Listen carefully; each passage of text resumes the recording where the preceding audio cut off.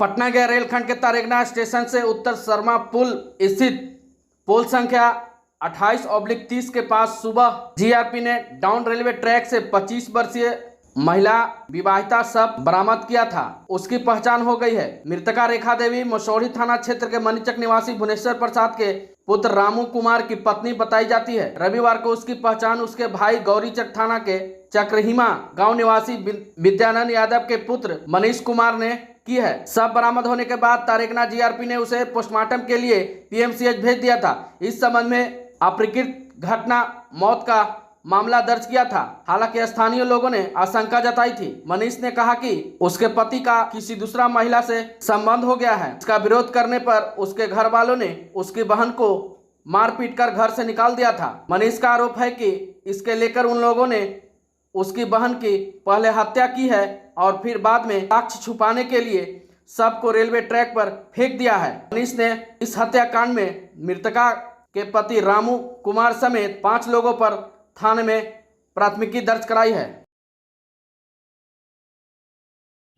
कैसे कैसे घटना हुआ? देखिए, ये दोनों में बहन के शादी 2009 में पति रामू यादव पिता भुवनेश्वर यादव ग्राम मनीचक में शादी किए थे। अच्छा। ये दोनों में आपसी पति पत्नी में अच्छा संबंध न रहने के कारण ये दोनों में कई बार 2 बार केस भी हुआ। जो 2022 में केस संख्या 420/22 है, जिस केस में रामू यादव जेल भी गए। दोनों फिर कंप्रोमाइज़ करके रखने की सहमति में मेरी बहन ने इस केस को कंप्रोमाइज़ किया। उसके बाद घर पर सास ननद सब प्रताड़ित करने के क्रम में उस वक्त थाना प्रभारी उन दोनों के बीच जो यहाँ मोड़ पर पछवाड़ी मोड़ पर जो कर्पूरी ठाकुर से आगे जो मोड़ पर उसका एक मकान बना हुआ मकान उसके पति के नाम से उस पर रहने के आदेश दे दिया गया कि तुम अपने पति सास से सास और ननद से अलग रहो। वहाँ रहने के क्रम में उसके एक भैंसुर और एक गोतनी, उसका नाम राजू यादव और एक गोतनी है, उसका नाम मुझे पता नहीं है, वो भी रह रहे थे। 3 तारीख को 10 बजे हमसे रात में बात होती है। सुबह 4 बजे हम लोग 4 तारीख को हम लोग उसकी सूचना नहीं लेते हैं। 5 तारीख को हम लोग 1 बजे उसके घर पे जाते हैं कुछ सामान लेकर, उसके जीविकोपार्जन के लिए घर से हम ही लोग जा रहे थे। 5 तारीख को 1 बजे जाते हैं तो उसका रूम खोला हुआ था, प्रेजेंट में कोई नहीं थी, पंखा चल रहा था, बॉल बल रहा था। हम लोग सामान रख के वहाँ से चले आए। फिर पुनः 5 बजे फिर जाते हैं, हमारे छोटे भाई भेजे, फिर भी प्रेजेंट नहीं है। अगल बगल से पूछे तो बोले कि 3 तारीख को 10:30 बजे हम लोग साथ में गपशप हुआ, वो सुतने गए हैं। 4 तारीख के सुबह से बाबू हमने के भेंट नहीं है।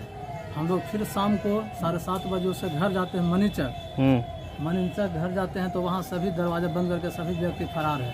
उसी वक्त मेरे माइंड में आया कि हमारी बहन को कोई घटना का अंजाम दे दिया गया। 7:30 बजे हम तुरंत फौरन थाना आते हैं। थाना में कांस्टेबल न रहने के बहाना करते हुए 1.5 घंटा हमको बैठा लिया गया। फिर हमने सीनियर एसपी को फ़ोन किया कि सर ऐसे ऐसी घटना, इन्होंने हमको सूचना कर दिया कि बड़ा बाबू छुट्टी पे हैं, कल 10 बजे आओ। हम बोले कि सर ऐसा मैटर है, आप 10 बजे बुलाते हैं, मोबाइल स्विच ऑफ है, ये है। फिर हम लोग 9 बजे थाना पे उसका घर थाना लेके जाते हैं 112 नंबर वाले को, तो घर दरवाज़ा सब बंद था। इसी क्रम में फिर हम लोग जांच पड़ताल किया तो इन्होंने बताया कि 2 दिन पहले एक मृत सब बरामद हुआ या ज्ञात जीआरपी में, वहाँ से आप पता किए? हम बोले नहीं। फ़ोटो 1-2 को पहचान के लिए दिया गया है, उसमें एक महिला का फ़ोटो आया, वो मेरी बहन नहीं थी। दूसरी फ़ोटो आती है वो मेरी बहन की है। मैं उसकी जांच पड़ताल के लिए थाना को प्रतिवेदन भी देना चाह रहे हैं तो करा कि यूडी केस वहाँ से हो गई है, हम यहाँ से केस नहीं लेंगे।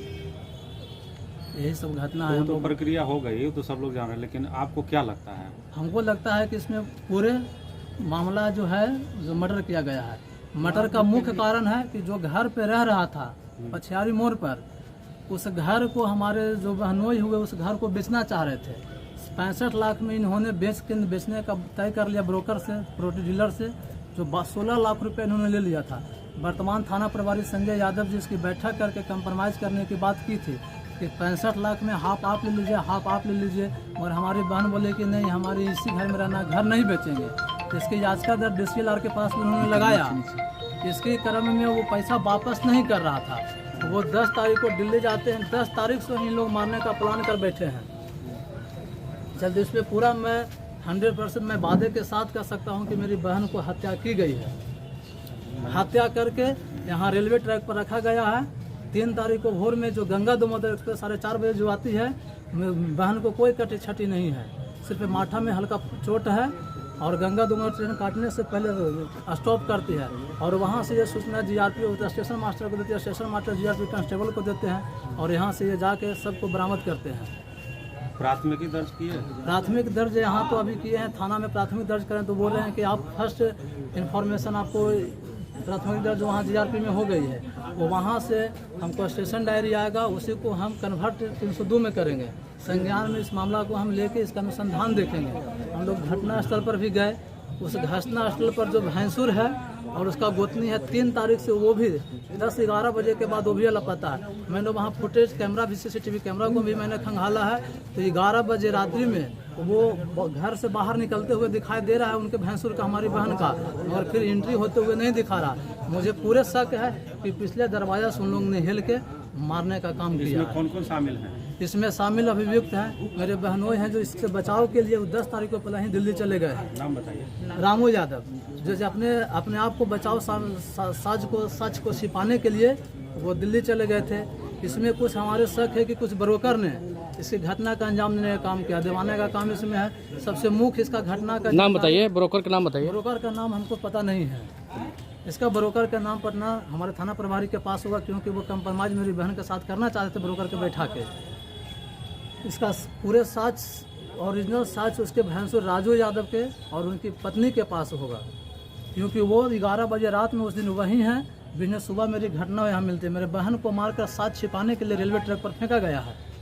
इसमें कोई शंका के शब्द नहीं है।